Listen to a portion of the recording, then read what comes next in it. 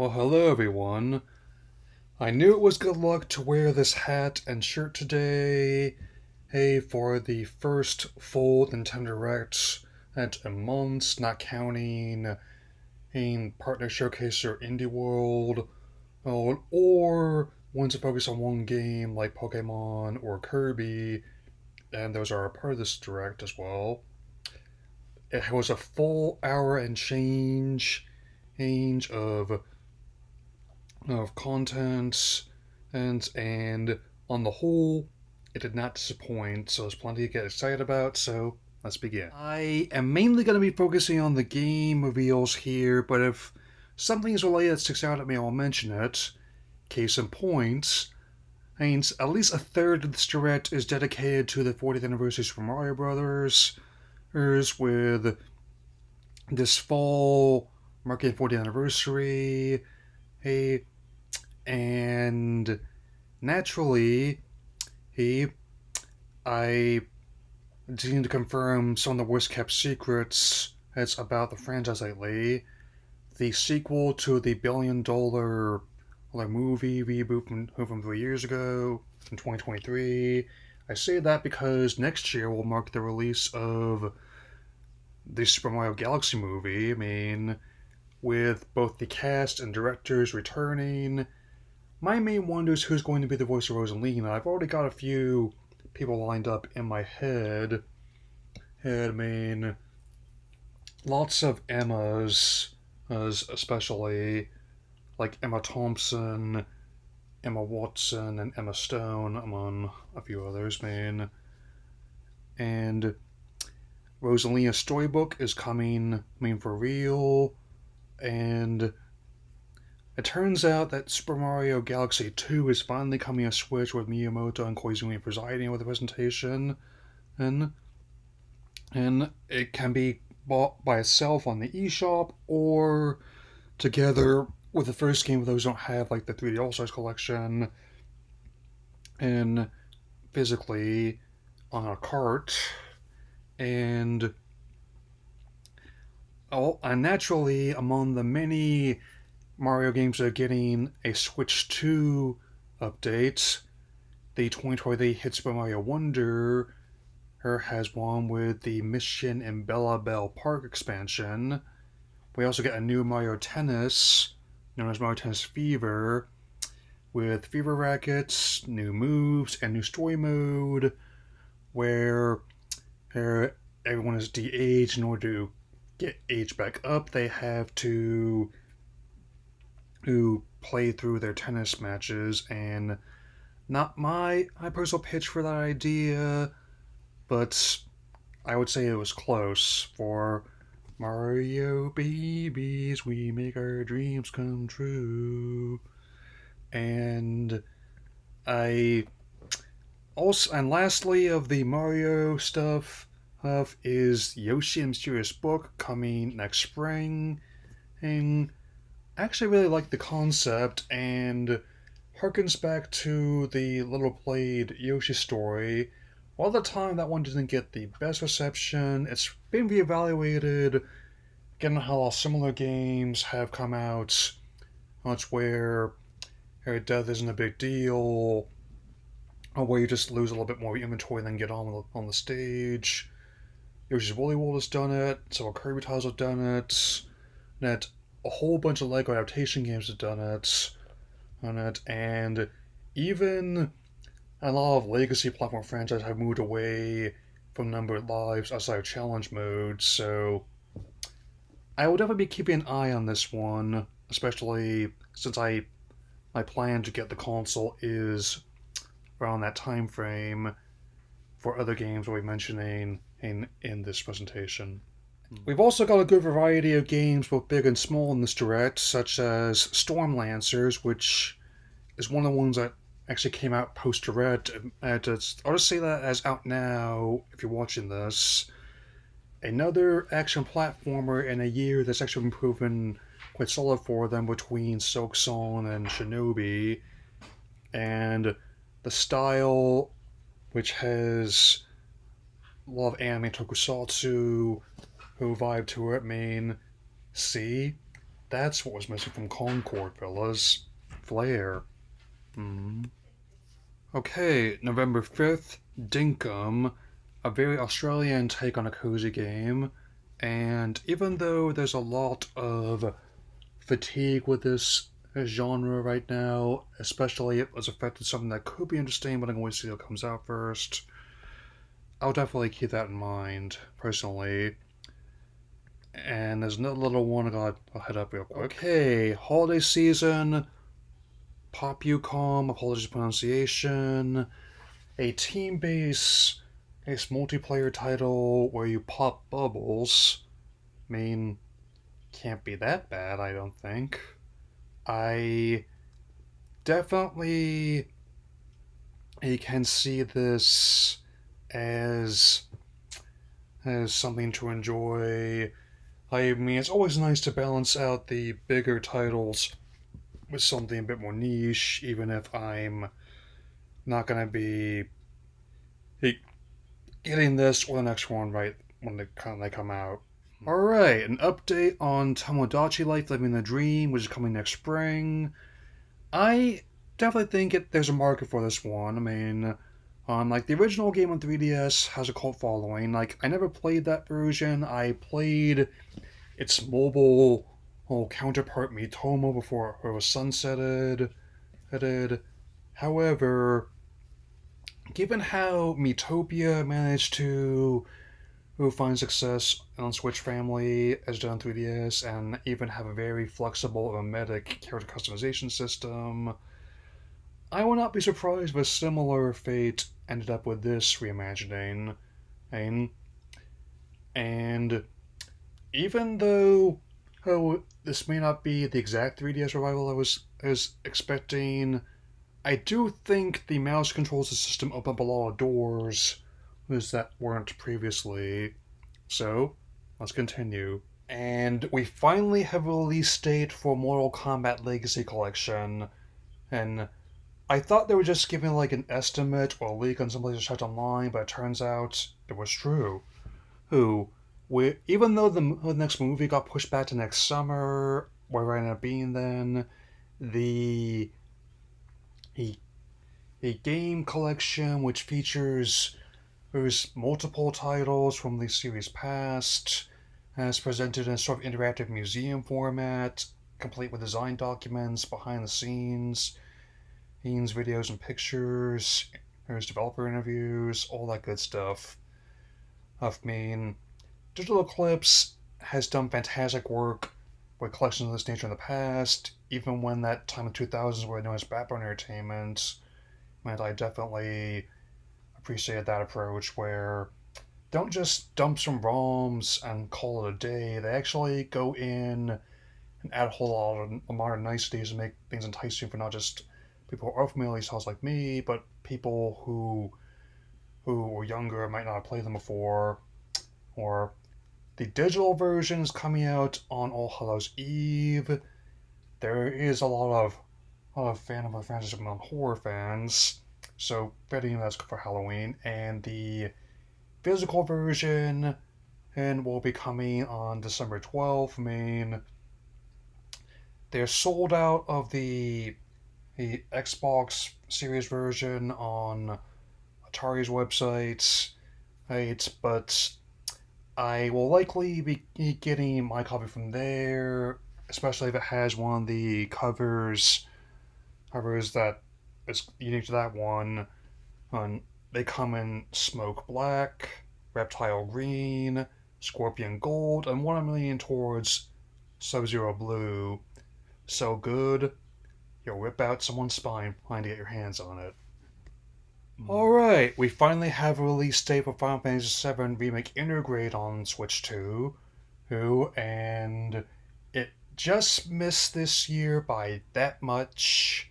It'll be coming out on January 22nd of next year, with Rebirth and Part 3 also confirmed to be coming to the system in the near future. And it also seems to be it's going to be a native port, so it's not going to be like a cloud version like it would have been on the previous console. And even though Nintendo has not done as much cross generation and stuff as their rivals, I think, like a lot of things about them, their approach actually is working for the most part. Hmm. Linked Banner of the Spark, another one that's out now by the time you see this. It is a game that I am honestly find to be quite strange though. I think in terms of cozy games, you can do much worse. Though I personally am more interested in what I'm going to be talking about next. Case in point, Hades 2, the sequel, to the beloved roguelite, a take on Greek myths, is finally leaving early access, coming as actually a time exclusive for this ecosystem, lucky me, on September 25th for digital and on November 20th for the visual release. I'm looking forward to seeing what this daughter does, as well as the many interactions you'll have with the Greek deities in your many respawns. So I actually still think it's unique. I mean, it actually encourages you to form bonds with other Greek ones, and they often grant you boons to help you with the regression. So there's that. You've also got a confirmation of Kirby Air Riders Amiibo, another Sakurai Presents coming in the near future, which also bodes well. I also enjoy our air visits. Hyrule Warriors Age of Imprisonment, we finally have a release date, November 6th, and between the tone and the amount of characters we're going to be facing, it further stokes hope for me that this will be, for Zelda, especially Tears of the Kingdom, what Andor was with Star Wars, whereas in terms of targeting the old section of fan base with its approach to story and characterization. So, let's continue. February 5th of next year, Dragon Quest VII Reimagined, another one I've been long pined for. Hopefully it's good. I will say the art direction would make Toriyama happy, wherever he is. And the next one is another surprise that I don't think anyone unexpected. I think even they didn't. February 17th of next year, we have a new addition to the Nintendo Switch Online Classic expansion pack, Virtual Boy Classics, with both cardboard and deluxe accessories. You can put the console in to access these 14 games. Mario's Tennis, no relation to Mario Tennis, Galactic Pinball, Vertical Force, Tellera Boxer, Jack Brothers, probably the best game on that console, Golf, Mario Clash, Virtual Bowling, Red Alarm, 3D Tetris, V Tetris, Space Invaders, Wario Land, and even Innsmouth no Yakata. I mean, given how they've been hesitant to acknowledge the system, to a point I even mentioned in my full review of the console you might want to check out. Also, feel free to subscribe if you want. I definitely, as out of left field. That said, I actually would not have mind actually having the accessory, if I'm being completely honest. Okay, Fatal Frame 2, who? Crimson Butterfly remake coming in 2026. I guess the remake of the first game must have done unsolidly. I mean, I have not played it yet, but I've heard it's quite good as a fan of the original. So I'll definitely be keeping an eye on this remake, which does not have a date beyond 2026 yet. And now, a selection of games that are getting Switch 2 versions. One Piece Pirate Warriors, there's 4, which is coming in the fall. Especially liking to see the new special abilities, as well as characters such as Kaido in the fray. Hey, Overcooked 2 coming this holiday season, Stardew Valley coming in fall, all with the mouse controls, giving you whole new ways to bond with your townmates and water your crops, and the physics-based title Human Fall Flat coming in the springtime. This fall, Power Wash Simulator 2, the sequel to the surprise hit its game, which managed to take something as simple as power washing in a house or vehicle and make it a surprisingly engaging and even relaxing experience. And I definitely think it's a good fit for the new console. And on a lesser note, there's also Suika Game Planet this winter. I mean, even as a big puzzle game fan, that's also a guy who sees Tetris pieces as in tetrominos in their head just by looking at anything with four corners on it, but that's why I go draw the line here, because I've got much bigger things to look forward to. Example, Metroid Prime 4 Beyond is finally coming on December 4th of this year. We also have an art book of the trilogy that looks good. Hopefully remasters of Metroid Prime 2 Echoes and Metroid Prime 3 Corruption are in the works, especially if they get the same people that did the first game and did an absolutely fantastic job with that, I might add. And with Donkey Kong Bonanza being a hit, of course, we're getting an expansion that's already out, featuring DK Island and Emerald Rush. And yes, even as someone who's not had the console and has not finished the game yet, I definitely called it that you got to dislodge Roy-Con's teeth from his head. And I mean, nothing like getting smacked around by an ape that's much bigger than you to get you to change your tune and even offer new bonus games. And Pauline, in her small form, looks every bit as adorable as ever. I mean, I can imagine her first interview when she gets back to the surface would be going like that template, like, okay, basically very small. And as for a whole new spin off that people were talking about, one that had never been done by the franchise before, which will be coming in 2026, the 30th anniversary, is Pokemon Pokopia, a life sim where you are a Ditto trying to appear human and while helping watch other Pokemon. To borrow a line from Eggman, I was not expecting that, but I was expecting to expect something that doesn't count. I have much clearer feelings with now 34 days release of Pokemon Legends ZA with the official confirmation of the Mega Forms for the Kala starters and how they tie to their respective roots in classic role-playing game archetypes, with Mega Chestnut acting as the knight, Mega Delphox as the mage, and Mega Greninja as the thief.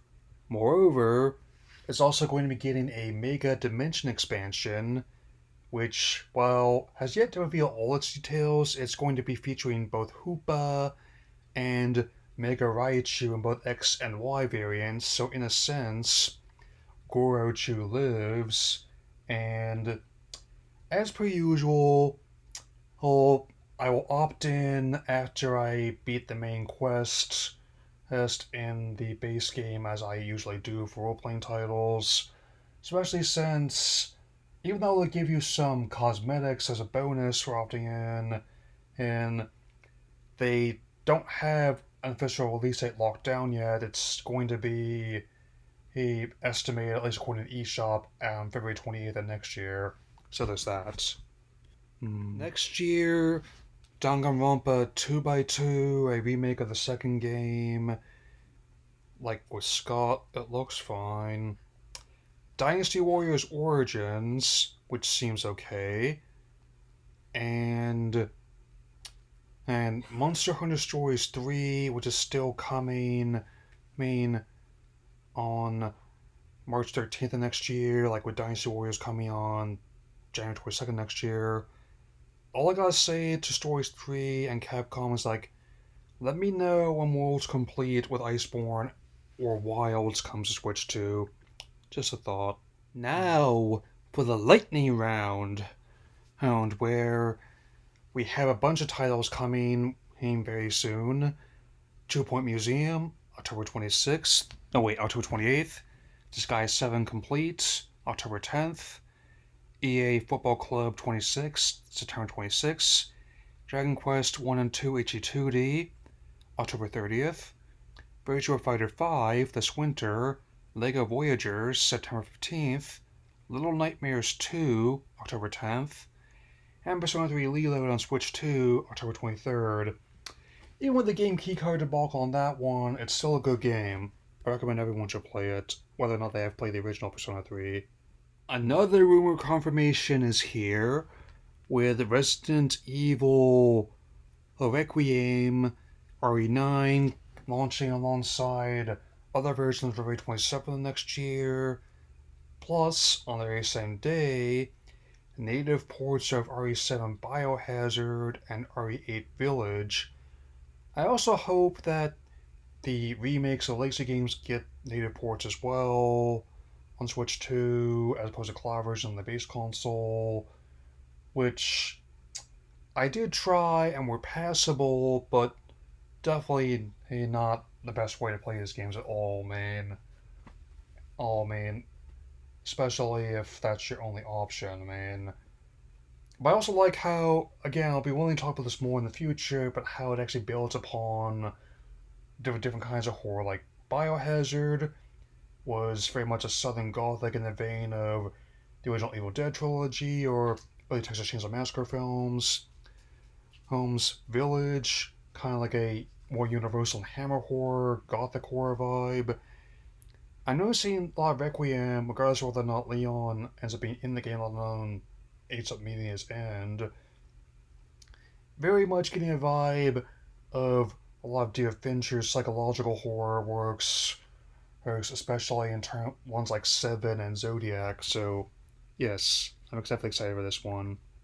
And we close on another brand new Fire Emblem title for Switch 2 for next year, known as Fortune's Weave. I am definitely excited for this. I mean, initially, they were thinking that it was going to be like an enhanced version of Three Houses, though I admittedly would not rule that out, nor would engage either. But given how rich Fire Emblem is as a franchise, has built itself up quite a lot since the original game on Famicom in 1990. I am definitely eager to get into more turn-based strategy, cast dynamics, and oh yes, even little bits of dating simulator. I mean, that's why I don't really, even though I don't really go for that many dating simulators, I think the way they do this one's pretty interesting. That'll be all for now. And I'll see you all again soon. Take care.